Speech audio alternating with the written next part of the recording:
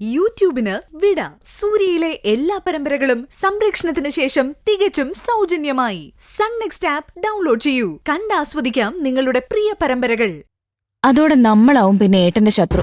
എടി എടി, നീ ഓരോന്നും പറഞ്ഞ് എന്നെ പേടിപ്പിക്കല്ലേ.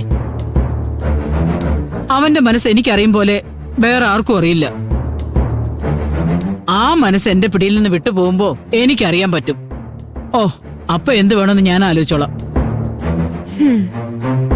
അമ്മ ആലോചിച്ചൊരു തീരുമാനം എടുക്കുമ്പോഴേക്കും ഏട്ടനെ ഏട്ടത്തെയും മോനെയും കൂട്ടിക്കൊണ്ട് വന്നാലോ?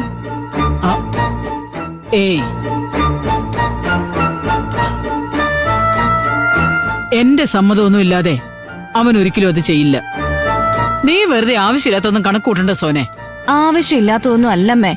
ഏട്ടന്റെ മനസ്സിൽ ഭാര്യയും കുഞ്ഞും ഇല്ലാന്നൊന്നും അമ്മ വിചാരിക്കണ്ട.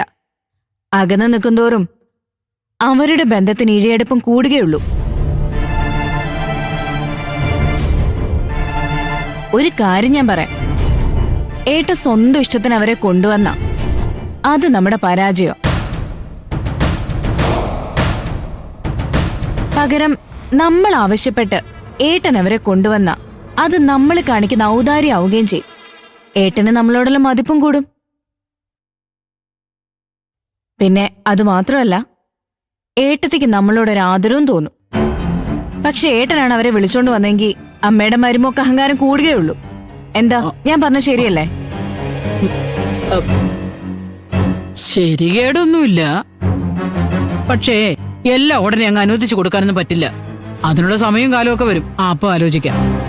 അമ്മേ, നീ ഇനി ഒന്നും പറയണ്ട. നമ്മുടെ വായിന്ന് എന്തെങ്കിലും വീട് കെട്ടാൻ കാത്തിരിക്കാ കളവി. അനുപമയെ കൂട്ടിക്കൊണ്ട് വരാമെന്ന് സമ്മതിച്ച അമ്മയും മകളും തോറ്റു തൊപ്പിയിട്ടെന്ന് അവര് നാട് മുഴുവൻ പറഞ്ഞു നടക്കും.